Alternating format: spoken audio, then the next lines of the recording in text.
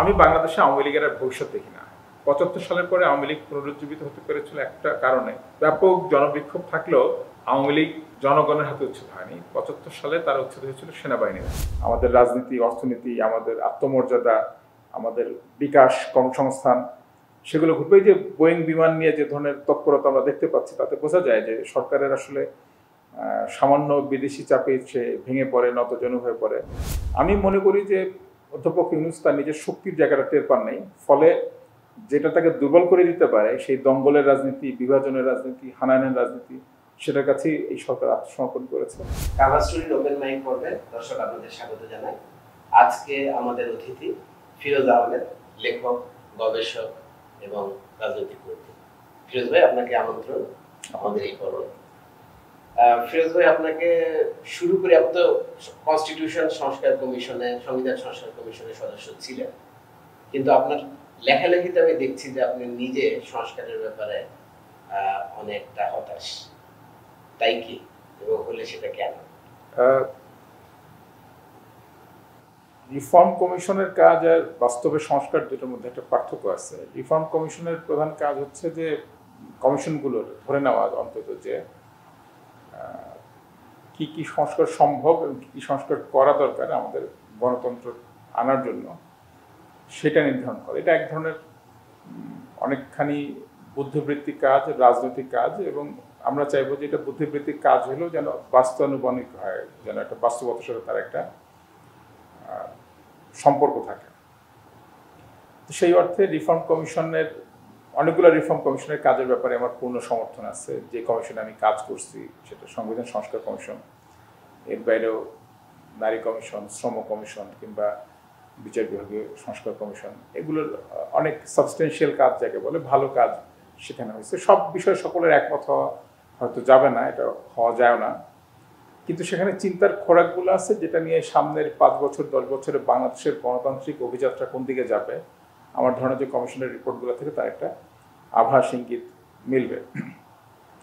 আর অন্যদিকে বাস্তবে এই যে যেমন সংবিধান সংস্কার কমিশনের প্রতিবেদন তো আর অন্তর্বর্তী সরকার বাস্তবায়ন করবে না। অন্তর্বর্তী সরকারের বাস্তবায়ন করা সম্ভব ছিল এরকম বহু কাজ ছিল যেগুলো সংবিধান সংস্কার করা ছাড়াই নির্বাহী আদেশের মাধ্যমে যেগুলো বাস্তবায়ন সম্ভব, যেগুলো কার্যকর করা সম্ভব, কিন্তু যেগুলোর পক্ষে জনমত গড়ে তোলা সম্ভব, সেই কাজগুলো তারা করেনি। ফলে বলা যায় যে অন্তর্বর্তীকালীন সরকারের যা করার সামর্থ্য ছিল যেটা তারা করে নাই, সেই বিষয়ে একটা হতাশা আছে। কিন্তু অনেকগুলো কমিশন, যেটা বললাম যে তাদের কাজ খুবই সারবত্য সম্পন্ন, এবং সেগুলো বাংলাদেশের সামনের দিনে আগানোর পথে সেগুলো একটা দিক নির্দেশনা সেগুলো থেকে পাবে। ওই অর্থে আমি আশাবাদী যে বাস্তবে যে সংস্কারগুলো, যে ইতিবাচক পদক্ষেপগুলো রাখা যেত, সেখানটাতে আমরা মনে হচ্ছে যে এই সংস্কার তো হচ্ছেই না, তারা বরং দঙ্গলের কাছে আত্মসমর্পণ করছে, তারা বরং বিদেশি চাপের কাছে আত্মসমর্পণ করছে। এবং যেখানে মানুষ আশা করেছিল একটা মর্যাদা সম্পন্ন জাতীয় স্বার্থ রক্ষা করা একটা সরকার আমরা পাবো, সেই দিক থেকে আসলে বলা যায় যে বরং আমি ওই জায়গাগুলোতে গুরুত্ব দিতে চাই যেখানে আমাদের রাজনীতি, অর্থনীতি, আমাদের আত্মমর্যাদা, আমাদের বিকাশ, কর্মসংস্থান সেগুলো ঘটবে। যে বোয়িং বিমান নিয়ে যে ধরনের তৎপরতা আমরা দেখতে পাচ্ছি তাতে বোঝা যায় যে সরকারের আসলে সামান্য বিদেশি চাপে সে ভেঙে পড়ে, নতজানু হয়ে পড়ে। এদের পক্ষে আসলে সব জায়গাতে দেশের স্বার্থ রক্ষা করাটা অনেক মুশকিল হয়ে যাচ্ছে। তো আপনি যদি বৈদেশিক নীতিতে দেশের স্বার্থ এভাবে লঙ্ঘন করতে থাকেন, আপনি জুলাই সনদে কি লিখলেন তাতে আসলে মানুষের কতটুকু আসা যাবে? আচ্ছা, আপনি এই প্রসঙ্গে যেহেতু বললেন, এইটা কি সরকার দুর্বল সরকার সেই কারণে এটা হচ্ছে, নাকি এই সরকার কোনো না কোনো ভাবে তাদের প্রতি একটু বেশি নতজানু? আমি মনে করি যে এটা দুর্বল সরকার, এবং এরা নিজেদের আত্মবিশ্বাসহীনতা আছে, তাদের শক্তির জায়গাটা কি সেটা তারা জানে না। অধ্যাপক ইউনূস যে তার প্রথম বক্তৃতায় যা বলেছিলেন সেটাতে বাংলাদেশের মানুষ তাকে গ্রহণ করেছিল, বিশ্বাস করেছিল, এবং একটা ওই আত্মনির্ভরতার একটা স্বপ্নই তারা দেখেছিল। আমি মনে করি যে অধ্যাপক ইউনূস তার নিজের শক্তির জায়গাটা টের পান নাই, ফলে যেটা তাকে দুর্বল করে দিতে পারে সেই দঙ্গলের রাজনীতি, বিভাজনের রাজনীতি, হানাহানির রাজনীতি, সেটার কাছেই এই সরকার আত্মসমর্পণ করেছে। এটা আমার কাছে এর দুর্বলতার ফলাফলই মনে হয় যে যখনই সরকার দুর্বল হয় তখনই আসলে যে কোনো বিদেশি চাপ বলি, দেশি চাপ বলি, সেগুলোর সামনে সে ভেঙে পড়ে, দুর্বলতা দেখায়। শক্তিশালী সরকার বা শক্তিশালী সরকার বলতে অনেক বড় পুলিশ লাগবে তার ব্যাপারটা এরকম না, অনেক বিরাট আমলাতন্ত্র লাগবে এটা না, জনগণের সমর্থনের উপর যার ভরসা আছে এরকম একটা সরকার এত সহজে এটা ভেঙে পড়ে। থিওরিটিক্যালি তো এই সরকারের তাই হওয়ার কথা ছিল, এটা তারা হয় নাই। কারণ মানে এখন বোঝা যাচ্ছে যে একভাবে তাদের রাজনৈতিক জ্ঞানের ঘাটতি আছে, তারা তাদের শক্তির জায়গাটা চিনতে পারে না। হয়তো তাদের, আমি জানি না, হয়তো তাদের ব্যক্তিগত কারো কোনো স্বার্থের জায়গাও থাকতে পারে। আরেকটা জিনিস হচ্ছে যে আপনি অনৈক্যের কথা বলছেন, যে কারণে ধরেন আজকে জুলাই সনদ নিয়েও আমাদের অনেক দ্বিধা, কিন্তু শুরু থেকেই তো মানে ঐক্যের পরিবর্তে আমরা ক্রমশ দেখেছি যে গত বছর জুলাইয়ের পরে বিভেদের চিটটা বাড়ছে আর কি। সেখানে সরকারেরও কি কোনো ব্যর্থতা রয়েছে বলে আপনার মনে হয়? মানে সবচেয়ে বড় বিভেদ তো আসছে হচ্ছে আপনার যে জায়গা থেকে একটা দঙ্গলবাজির রাজনীতি, সরকার যেটাকে নানানভাবে পৃষ্ঠপোষকতা দিয়েছে, নীরব থেকেছে, ভূমিকা রাখে নেই, সেখানে তো সঙ্গত কারণে এটা আসে যে অনেক তো ওইখান থেকে সূত্রপাত হচ্ছে। আপনি সমাজে কিছু লোককে শক্তিশালী হিসাবে দেখাচ্ছেন, যাদের শক্তির উৎস হচ্ছে দঙ্গলবাজি। তারা তখন মানুষের কাছে চাঁদা তুলতে পারে, ভয় দেখাতে পারে, দখল করতে পারে, ভাঙচুর করতে পারে। তো অনৈক্য তো মানে তার জন্ম তো সেখান থেকে। সরকার যদি ইতিবাচক কাজ করতো, তারা আমলাতন্ত্রের সংস্কার করতো, পুলিশের সংস্কার করতো, জনগণের গণতান্ত্রিক অধিকার বৃদ্ধি করতো, মানুষের মৌলিক অধিকারগুলোকে এগিয়ে নিত। ঢাকা শহরের যানজটে দূর করার বেলায় এখানে বিশেষজ্ঞদের যে পরিকল্পনা বা পরামর্শগুলো ছিল, ন্যূনতম কোনো বাস্তবায়ন তো আমরা সেগুলো দেখি নাই। মানে আমরা কোনো সাফল্যের জায়গা দেখি না। আমার ধারণা যে ব্যাংকগুলোকে রক্ষা করা, কারণ আওয়ামী লীগ আমলে ব্যাংকগুলোকে যেভাবে বিপর্যস্ত এবং ধ্বংস করা হচ্ছিল, সেই জায়গা থেকে খাদের কিনারা কিছুটা আগাতে পেরেছে। এইটা ছাড়া তো আমি কোনো সাফল্যের জায়গা সরকারের দেখি না। আচ্ছা, ধরেন আমরা আওয়ামী লীগের বিরুদ্ধে একটা সমালোচনা সবসময় শুনি যে তারা মুক্তিযুদ্ধের চেতনাকে ব্যবহার করেছে রাজনৈতিক স্বার্থে, এবং সেটার বিরুদ্ধেই গণ আন্দোলনের একটা বড় অঙ্গীকার ছিল যে এইরকম চেতনা, যেটাকে চেতনাবাজি বলা হতো আর কি, সেখান থেকে বের হয়ে আসা। কিন্তু আজকে এক বছরের মধ্যে জুলাই চেতনাকে যেভাবে ব্যবহার করা হচ্ছে, কখনো কখনো অপব্যবহার করা হচ্ছে, কেউ কেউ তো বলছেন যে জুলাই বিক্রি হয়ে যাচ্ছে, এবং এই জুলাই আন্দোলনের মানুষরাই বলছেন। এইটা কেন? মানে কয়েকটা দিক থেকে এই বিষয়টা দেখা দরকার। এক নম্বর বিষয় সেটা হলো যে চেতনা বিক্রি লাভজনক একটা ব্যবসা, কিন্তু জুলাইয়ের একটা বড় দিক হচ্ছে ৭১-এর চেতনা আওয়ামী লীগ একটা কারণে বিক্রি করতে পেরেছিল, যে ৭১ সালের পরে তারা একটা চরম একদলীয় নিপীড়নমূলক শোষণমূলক একটা রাষ্ট্র সরকার ব্যবস্থা কায়েম করতে পেরেছিল। জুলাইয়ের পরে একটা বড় ভালো দিক হচ্ছে যে এই যে তাদের দুর্নীতি নিয়ে, তাদের অধ্যত্ব নিয়ে, তাদের চাঁদাবাজি নিয়ে, তাদের দখলদারিত্ব নিয়ে কথা বলা যাচ্ছে। এবং আমার ধারণা যে জুলাইয়ের ইতিবাচক দিক হচ্ছে যে যারা সরকারে আছে তাদের আমরা সমালোচনা করতে পারছি, গণমাধ্যম হয়তো পারছে না, কিন্তু নাগরিক হিসাবে আমরা পারছি। গণমাধ্যম পারছে না, বহু ক্ষেত্রে হয়তো তার নানান ব্যবসায়িক স্বার্থ, নানান অন্যান্য যোগাযোগ তাদের, কিন্তু নাগরিকরা যে কথা বলতে পারছে, কথা বলে গুম হচ্ছে না, কথা বলার কারণে একটু ক্রস ফায়ার যাচ্ছে না, এটা একটা গুরুত্বপূর্ণ অর্জন।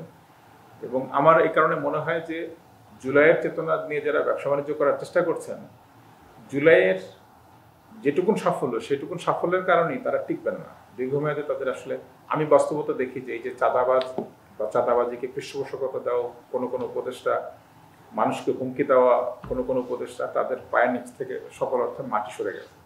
জুলাইয়ের চেতনাধারী বা জুলাইয়ের কথা বলে ক্ষমতায় যাওয়া কারো বিচার করতে হয় ভবিষ্যতে, সেটা অত্যন্ত দুঃখজনক হবে। আপনি এক জায়গায় লিখেছেন যে গত আওয়ামী লীগ সরকারের সময় ব্যাপারটা ছিল যে নাম নেওয়া যাবে না, তার মানে আমরা জানতাম যে একজন ব্যক্তি যত কিছুই বলি তার কিছু বলা যাবে না আর কি। কিন্তু এখন এই যে আপনি দঙ্গলের কথা বললেন, এই দঙ্গলের এই ভয় তো আরো সর্বব্যাপী, এবং এই সর্বব্যাপী ভয়ও তো দঙ্গলের ভয় সর্বব্যাপী না, দঙ্গলের ভয় তারা তৈরি করার চেষ্টা করেছে, এবং আমি মানুষের মধ্যে একটা প্রতিরোধ দেখি। এবং মানে যেমন দঙ্গল ব্যবহার করে রাজনীতিতে ভারতে বিজেপি অনেক শক্তিশালী হয়েছে। এটার কারণ সেখানে সমাজের একটা গঠনের মধ্যে মুসলিম বিদ্বেষকে ব্যবহার করা সম্ভব, এবং এটা একটা রাজনৈতিক ফায়দা লোটা যায়। তো বাংলাদেশে আমার কাছে এটা মনে হয় যে এই দঙ্গলবাদীর রাজনীতি বাংলাদেশের মানুষ ভালোভাবে নেয় না, এবং যে রাজনৈতিক দলগুলো দঙ্গলবাজিকে উৎসাহ দেবে হঠাৎ একটা ঝোঁকে বসে যে আচ্ছা ঠিক আছে মাজার তো বোধহয় সিরিকি, তাইলে মাজার ভাঙতে কিছু লোক যাচ্ছে, নারী নিপীড়নে কিছু লোক যুক্ত হয়ে যাচ্ছে, হিন্দুদের উপর হামলায় কিছু মানুষ যুক্ত হয়ে যাচ্ছে, একটা গুজব কিংবা একটা কথার বসে। তো বাংলাদেশে আমি এটাই আওয়ামী লীগের আমলে অজস্র সাম্প্রদায়িক হামলার ঘটনা ঘটেছে। এটা দিনাজপুরে ঘটেছে, এটা নাসিরনগরে ঘটেছে, এটা সিরাজগঞ্জে ঘটেছে, যশোরে ঘটেছে। দুটো বাদে বাকি সবগুলো জায়গায় আমি নিজে গিয়েছি নানান নাগরিক অনুসন্ধানী দল নিয়ে, এবং সেখানকার সংকটগুলো কি ছিল, কেন ছিল, সেটা বোঝার চেষ্টা করেছি। আমার যেটা উপলব্ধি সেটা হচ্ছে যে অধিকাংশ মানুষ স্থানীয়ভাবে এই সাম্প্রদায়িক হামলাগুলোকে ভালোভাবে নেয় নাই তখন, এবং এখনো এটা নেয় না। এবং তার চেয়ে বড় কথা হচ্ছে যে যে ধরনের গুজবকে কেন্দ্র করে কিছু মানুষকে হয়তো তারা যুক্ত করে, তার চাইতে অনেক বেশি একটা শক্তিশালী কেন্দ্রীয় অংশ থাকে তার, যারা সংগঠিত এবং যারা এই ঘটনাটা ঘটায়। সর্বশেষ যে ঘটনাটা বাংলাদেশে ঘটলো, একটা সাম্প্রদায়িক হামলা, একটা সামাজিক যোগাযোগের মাধ্যমে একটা উস্কানিকে কেন্দ্র করে, সেখানকার ঘটনারও তদন্ত করলে এই বিষয়গুলোই পাওয়া যাবে। এবং আমার মনে হয় না যে এই মানে এটা যে হামলার শিকার সে তো একটা আতঙ্কের মধ্যে ভোগে, কিন্তু একই সাথে এটার একটা প্রতিরোধ তৈরি করে, এবং ওই রাজনৈতিক দলগুলো তার জনসমর্থন হারায়, তার বিকাশের সম্ভাবনা বন্ধ হয়। সেখানে আমার কাছে এটা মনে হয় যে ভারতের বাংলাদেশের বিরাট পার্থক্যের জায়গা, যে এখানে দঙ্গলবাজির রাজনীতি করে তাহলে ফ্রিডম পার্টি এদেশে অনেক বড় পার্টি হতো, সেটা তারা হয় না। কারণ মানুষ একবার প্রতিরোধ করে একবার আন্দোলন সংগ্রাম শিখে যাওয়ার ফলে তার অভিজ্ঞতার মধ্যে এটা একটা আছে যে প্রতিরোধ করলে কাজ হয়। এবং এই ঘটনাগুলো আপনি কি এই আশঙ্কা দেখেন যে কেউ কেউ আওয়ামী পুনর্বাসনে অন্তর্ভুক্ত হতে পারে, বা এখানেও ধরেন এই অর্থ মানে এটা একটা দুশ্চিন্তার বিষয় যে আমরা বিচারে খুব বেশি অগ্রগতি দেখছি না, এবং আমরা অনেকেই দাবি করেছিলাম যে শেখ হাসিনার বিচারের প্রসঙ্গটাকে আন্তর্জাতিক আদালতে তোলা, তাহলে একটা আন্তর্জাতিক চাপও তৈরি হয়। সেটা তেমন কোনো উদ্যোগও দেখতে পাচ্ছি না। এইটাতে দুইটা বিষয় আমি মনে করি। একটা বিষয় হচ্ছে যে আমি বাংলাদেশে আওয়ামী লীগের আর ভবিষ্যৎ দেখি না। ৭৫ সালের পরে আওয়ামী লীগ পুনরুজ্জীবিত হতে পেরেছিল একটা কারণে, ব্যাপক জনবিক্ষোভ থাকলেও আওয়ামী লীগ জনগণের হাতে উচ্ছেদ হয়নি। ৭৫ সালে তারা উচ্ছেদ হয়েছিল সেনাবাহিনীর হাতে। ফলে একটা মর্মান্তিক হত্যাকাণ্ডের পরে ধীরে ধীরে একটা সহানুভূতি তারা তৈরি করতে পেরেছিল, একটা জাতীয় অপরাধ বোধের মতো একটা ব্যাপার, যেটা পরিবারের সবাইকে মেরে ফেলা হলো। এবং যত সময় গড়িয়েছে নতুন প্রজন্মের অনেকে আসলে এটাকে একটা শোকের ঘটনা হিসেবে দেখেছেন, কারণ তারা আসলে ওই সময়ের মানুষের অনুভূতি আর পরবর্তীকালের আমাদের সময়কার প্রজন্মের বহু মানুষের অনুভূতির মধ্যে একটা পার্থক্য ছিল, যে তারা এই মর্মান্তিক হত্যাকাণ্ডকেই দেখেছেন। আওয়ামী লীগ ফেরত আসতে পেরেছিল কারণ ওই রাজনৈতিক জায়গাটাতে সে উচ্ছেদ হয়নি জনগণের হাতে, সে উচ্ছেদ হয়েছিল সেনাবাহিনীর হাতে। এইবার আওয়ামী লীগকে উচ্ছেদ করেছে জনগণ। ফলে আমি মনে করি যে যাদের বয়স 10 বছরের বালক আর যাদের বয়স 35 বছরের তরুণ, এদের সকলের স্মৃতি, আমরা যারা নানান সময় আন্দোলন সংগ্রাম করেছি তারা তো বটেই, এই তরুণ প্রজন্মের গোটাটার মধ্যে থেকে আওয়ামী লীগ মুছে গিয়েছে। ফলে তারা যতদিন একটা মানে একটা জনগোষ্ঠী হিসেবে আছে ততদিন পর্যন্ত, অন্তত 10 বছর বা 15 বছর আওয়ামী লীগের ফেরত আসার কোনো সুযোগ আমি দেখি না। আচ্ছা, আপনি তো গোপালগঞ্জে গিয়েছিলেন। তো গোপালগঞ্জের ব্যাপারে ধরেন সরকারের বা কারো ন্যারেটিভ হচ্ছে যে হ্যাঁ, যেটা আপনি বলছিলেন যে ওইখানে একটা আওয়ামী স্ট্রং হোল্ড এখনো রয়ে গেছে। আপনি কিরকম ভাবে দেখলেন আর কি গোপালগঞ্জের পরিস্থিতি? গোপালগঞ্জে আসলে দুটা বিষয় দেখেছি। একটা হচ্ছে ঘটনাটা কিভাবে ঘটলো সেটা একটা ব্যাপার, আর একটা অংশ হচ্ছে যে গোপালগঞ্জ বিষয়ে এই যে বহু রকম মানে ভীতি বা তৈরি করা, এটা আসলে এটাতে আমি দেখলাম যে একজন উপদেষ্টা আসিফ মাহমুদ তিনি লিখলেন যে গোপালগঞ্জের সন্ত্রাসীদের ভেঙে দাও। এটা অত্যন্ত অশ্লীল, অরুচিকর, এবং একটা উপদেষ্টার জায়গা থেকে আমার কাছে মনে হয় যে এটার পরে আসলে তার যে কোনো রাষ্ট্রের যে কোনো বড় দায়িত্বে থাকার মতো দায়িত্বশীল আচরণ এটা না, এবং এটার পরে তার নৈতিক অধিকার থাকে না। এবং আমার মনে হয় যে তার সহ উপদেষ্টাদের তাকে বলা উচিত যে মানে এই ঘটনার পরে তার চলে যাওয়া উচিত। তার আসলে মনে করি না যে তার এই পদে কোনো বৈধ থাকে এই ঘটনার পরে যদি সে ক্ষমা না চায়। এটা হচ্ছে একটা দিক। আরেকটা দিক হচ্ছে এই যে একটা জেলার মানুষকে সন্ত্রাসী হিসেবে চিহ্নিত করা। ফেসবুকে দেখলাম যে কিছু লোক লিখলো যে টুঙ্গিপাড়ার মাজার ভেঙে দিতে হবে, কিছু লোক লিখছে যে সেখানে গোটা দেশ থেকে আওয়ামী সন্ত্রাসীরা আশ্রয় নিয়েছে। এই সবগুলো কিন্তু কিছু কিছু ইনফ্লুয়েন্সার এমনকি এটাও বলেছেন যে ওখানে সমস্ত সাপ্লাই লাইন হ্যাঁ তো ঠিক আছে, হ্যাঁ বলেছেন। আমি বলতে এগুলো তো প্রথমত এগুলো খুবই গণবিরোধী কথাবার্তা, এগুলো একটা রীতিমতো আন্তর্জাতিক আইনে অপরাধমূলক কথাবার্তা। আর অন্য একটা দিকে এই যে একটা ভীতি তৈরি করা, গোপালগঞ্জ কোথায় গোটা দেশ থেকে আলাদা হয়ে গেল, সেখানে মধ্যে একটা অন্য কিছু ঘটছে। আমরা তো সেখানে বাড়ি বাড়ি গেলাম, সেখানে ঘুরলাম, আহতদের সাথে দেখা করলাম, নিহতদের পরিবারগুলোর সাথে কথা বললাম, প্রশাসনের সাথে কথা বললাম, ব্যবসায়ীদের সাথে কথা বললাম। গোপালগঞ্জে সত্যি কিছু মানুষ সারা দেশ থেকে ওখানে জড়ো হয়েছিলেন নিরাপত্তার আশায়, কারণ আওয়ামী লীগের যারা নিপীড়ন করেছে গত 15 বছর ধরে, বহু মানুষ নিরাপত্তাহীনতায় ভুগছিলেন, বহু রাজনৈতিক নেতা নিরাপত্তাহীনতায় ভুগছিলেন। কিন্তু সম্ভবত গত ডিসেম্বরে বোধহয় বিএনপির একজন নেতা ওখানে খুন হন, বিএনপির ওই যে গাড়ি বহরে হামলা হয়। এইটার পরে আসলে গোপালগঞ্জে বাইরের মানুষ প্রায় নাই, এবং সেখানে পুলিশ প্রশাসন সামরিক বাহিনী এত সক্রিয় যে আওয়ামী লীগ তার প্রতিষ্ঠাবার্ষিকীর কর্মসূচি পালন করতে পারেনি। এটা মাসখানেক আগে আওয়ামী লীগের প্রতিষ্ঠাবার্ষিকী ছিল না, গোপালগঞ্জে তারা পালন করবে। সরকার তাদের কার্যক্রম নিষিদ্ধ করেছে, এরপরে তারা কোনো কর্মসূচি গোপালগঞ্জে পালন করতে পারেনি। গোপালগঞ্জ সমাবেশের আগেই একটা ব্যাপক প্রচারণা ছিল গোপালগঞ্জকে নিয়ে, যে গোপালগঞ্জে এনসিপি যাবে, সেখানে ওই যে ভেকু ভাড়া জানতে চাওয়া, একজন এনসিপি নেত্রী যারা আছেন যে মন্তব্য করছেন যে হাতুড়ি নিয়ে যাবেন, মার্চ টু গোপালগঞ্জ করা, এটা একটা উস্কানি তৈরি করেছে। অন্যদিকে পিনাকি ভট্টাচার্য তিনি যখন বলছেন যে টুঙ্গিপাড়া মাজার বন্য কিছু নিয়ে, তিনি এনসিপির সাথে সম্পর্কিত না। একটা জিনিস মাঝখানে জিজ্ঞেস করি ফিরোজ ভাই, সেটা হলো যে এইটা আমাদের কাছে স্পষ্ট না যে এইটা আওয়ামী লীগের একটা গ্রুপও তো কিছু কথা বলছিল যে এনসিপি সেটাকে কোনটা আগে হলো, এটা কি ইন রেসপন্স? আমি জানি না, আমি সেটা জানি না। প্রথমত নিশ্চিতভাবে প্রথমে তারা গোপালগঞ্জ যাওয়ার কথা বলছে, ধরে নেওয়া যায় যে যৌক্তিকভাবে তার বিপরীতে অন্য কথাটা বলা, কিন্তু আমি সেই প্রসঙ্গে আসছিলাম।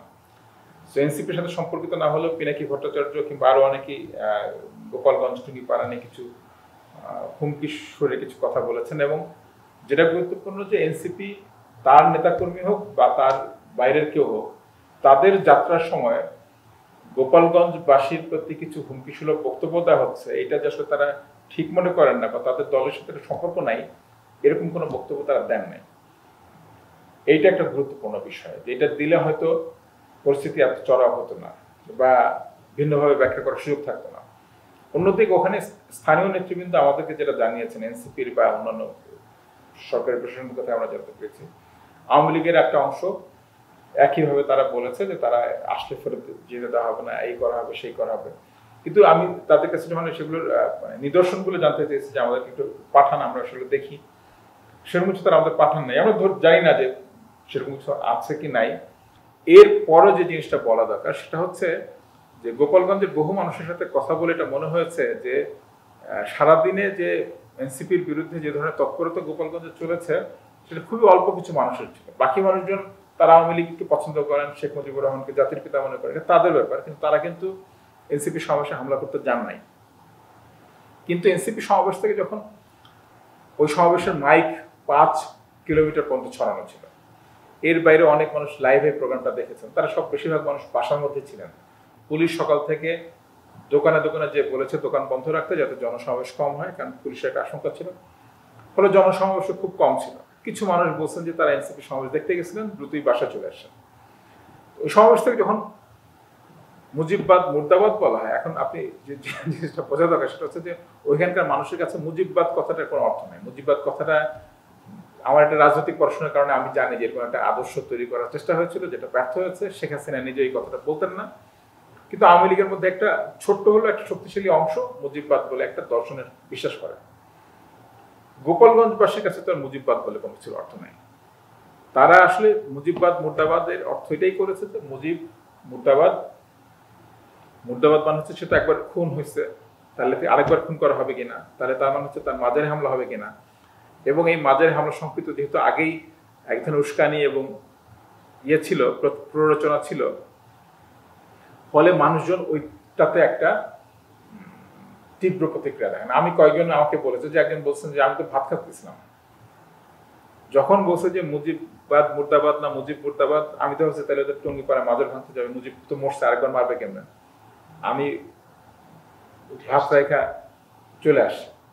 এরকম আরো অনেকে নানান এরকম বক্তব্য দিচ্ছেন। প্রায় সকলের কথা এটা যে নিমিষে যে জায়গাটা আসলে কয়েকশো লোকও ছিল না, 5-7 হাজার লোক জড় হয়ে গেছে। এখন একই ব্যাপার আবার এটা গুরুত্বপূর্ণ যে এই যে 5-7 হাজার লোকও যদি এনসিপি সমাবেশে হামলা করে, এই হামলার বৈধতা থাকে না। এনসিপিকে রক্ষা করা দরকার এবং এটা আসলে সরকার রক্ষা করার জন্য যা যা করা দরকার সেটা করবে, এটাই আমি চাইব। কিন্তু আপনার যদি ন্যূনতম রাজনৈতিক বিবেচনা বোধ থাকে, আপনি যদি মানুষের ধর্মীয় স্পর্শকাতরতা নিয়ে বিবেচনা বোধ থাকে, তাহলে আপনি ওই কাজটা করতে যাবেন না যেটাতে মানুষের ওই অনুভূতিটা আহত হয়। সেই কাজটাই আসলে এখানে করা হয়েছে। ফলে আমি যেটা বলবো যে একদিকে যেমন এটা আসলে খুব জটিল একটা পরিস্থিতি, আপনাকে সবগুলা পরিস্থিতি হৃদয়ঙ্গম করে তারপরে সিদ্ধান্ত নিতে হবে যে কোনটা ভুল কোনটা ঠিক। ফলে আইনি যে জায়গা থেকে অবশ্যই এনসিপির এই সমাবেশ করার অধিকার আছে, তার উপর হামলা করাটা অবশ্যই বেআইনি, তার মানে রাষ্ট্রীয় আইনি অধিকারের লঙ্ঘন এনসিপি। অন্যদিকে যে পরিস্থিতিটা এখানে তৈরি করা হয়েছে সেটা আসলে সাধারণ মানুষগুলোকে একভাবে মৃত্যুর দিকে টেনে নেওয়া, কারণ ওইখানে এটা জানা যে এরকম কথা হলে, এরকম মানে আশঙ্কা তৈরি করা হলে, এরকম উস্কানি দেওয়া হলে। কিন্তু যে পরিমাণ বল প্রয়োগ করা হলো, পরিস্থিতি কি তেমনটা ছিল? এইটা আসলে ধরেন এখন হচ্ছে যে মানে এটা যাচাই করার মতো যথেষ্ট প্রমাণ আমাদের কাছে নাই। কিন্তু এইটুকু বলতে পারি যে ধরেন একটা মানুষকে, গুলিবিদ্ধ একটা মানুষকে আবারও আমরা দেখেছি যে সেনাবাহিনীর সদস্যরা তাদেরকে নিপীড়ন করছেন। আমরা জানতে পেরেছি যে তিনি একজন গুলিবিদ্ধ অবস্থায় ছিলেন তখন। এটা থেকে বলা যায় না ওখানে ওই নিপীড়নটা বৈধ না, ওই নিপীড়নটা গ্রহণযোগ্য না। কোনো অর্থে মানবাধিকারের দিক থেকে চিন্তা করেন, আইনের দিক থেকে চিন্তা করেন, গ্রহণযোগ্য না। শেষ দিকে আমরা চলে এসেছি। শেষ করতে চাই, বাংলাদেশের রাজনৈতিক ভবিষ্যৎ আপনি কেমন দেখেন? বাংলাদেশের রাজনৈতিক ভবিষ্যতের একটা জিনিসই আমার কাছে গুরুত্বপূর্ণ, এবং এইটা আসলে আমি একটা জিনিসই বলি যে এই প্রত্যেকটা গণঅভ্যুত্থানের এক একটা অর্জন থাকে বা বিপ্লবের ঘটনার। যেমন 47-এর অর্জন হচ্ছে জমিদারি প্রথাকে সে বাতিল করেছে, মুক্তিযুদ্ধ পাকিস্তানি আমলাতান্ত্রিক সামরিক রাষ্ট্রের হাত থেকে বাংলাদেশের মানুষকে রক্ষা করেছে, 90 নিশ্চিত করেছে যে বাংলাদেশে কখনো সেনা শাসন আসবে না। এইবারে যেটা গুরুত্বপূর্ণ অর্জন, 90 অনেকগুলো রাজনৈতিক দলের প্রত্যক্ষ নিয়ন্ত্রণে তৈরি হয় একটা গণঅভ্যুত্থান। এইবারে গণঅভ্যুত্থানটা কোনো একক রাজনৈতিক দলের নেতৃত্বে সংগঠিত হয় নাই। তো সেই কারণে আমার মনে হয় যে এবারের একটা গুরুত্বপূর্ণ অর্জন হচ্ছে যে একটা মুক্ত তরুণ জনগোষ্ঠীকে পাওয়া, যারা পুরনো নানান মুখস্থ মতাদর্শের মধ্যে নাই। বাংলাদেশের প্রয়োজনীয়, বাংলাদেশের একটা রাষ্ট্র গঠন করতে গেলে, বাংলাদেশের জাতির বিকাশ ঘটাতে গেলে, জাতি গঠন করতে গেলে যা প্রয়োজন সেই চিন্তাগুলো তারা করতে সক্ষম। এবং আমার এটা বিশ্বাস যে ছাত্রলীগের উচ্ছেদ হওয়ার মধ্য দিয়ে ভবিষ্যতে অন্য কোনো ছাত্র সংগঠন একক সর্বময় দখল করা সেটা সুযোগটা আর পাবে না। ছেলেমেয়েরা স্বাধীনতার স্বাদ পেয়েছে এবং তারা নানান নিপীড়নের মধ্যে তারা পড়বে, কিন্তু তারা তাদের স্বাধীনতাটা রক্ষা করার চেষ্টা করবে। ফলে বাংলাদেশে অনেক নতুন নতুন রাজনৈতিক মতাদর্শ, চিন্তা, স্বপ্ন, আকাঙ্ক্ষা বিকশিত হবে। এবং আমি দেখতে পাচ্ছি যে কার্যত আমলাতন্ত্র সংস্কার হয়নি, পুলিশ সংস্কার হয়নি, জনগণের সাথে নিপীড়নমূলক সংগঠনগুলোর, সংস্থাগুলোর সম্পর্কে কোনো পরিবর্তন আসেনি। ফলে আজকে আপনি ঘুমোচ্ছেন না, সামনের বছর হবেন না, এই নিশ্চয়তা দিয়ে দেওয়া যাচ্ছে না। তারা ধীরে ধীরে তাদের শক্তি বৃদ্ধি করবে রাষ্ট্রীয় বাহিনীগুলো। কিন্তু অন্যদিকে আগে এই গুম বা খুনের বিরুদ্ধে আপনি দেখেন কয়টা লোক রাস্তা দাঁড়াতে পারতো না, কারণ হচ্ছে হলে হলে একটা গণরুমের নিপীড়নটা ছিল। এই জিনিসটা উচ্ছেদ হচ্ছে বাংলাদেশ থেকে। ফলে আমি বেশ গণতান্ত্রিক একটা বাংলাদেশের স্বপ্ন দেখতে পাচ্ছি। আমার মনে হয় যে এটা একটা বাস্তব স্বপ্ন, এবং এটা আসলে 24শে গণঅভ্যুত্থানের সবচেয়ে বড় অর্জন।